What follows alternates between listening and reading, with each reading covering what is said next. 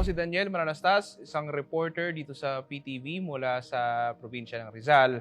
Nagsimula ako sa PTV bilang isang general assignment na reporter and then nakapag-cover na ako sa iba't ibang lugar mula sa kalamidad, iba't ibang ahensya ng gobyerno at kasalukuyan ako nagko-cover ngayon sa political beat.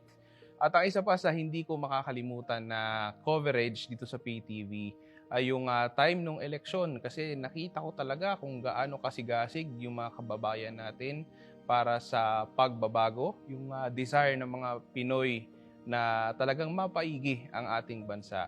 At yan lang yung isa sa mga hindi ko talaga makakalimutan na coverage dito sa PTV. And I'm looking forward sa mga susunod pang taon na makapagbahagi ng storya para sa bagong Pilipinas.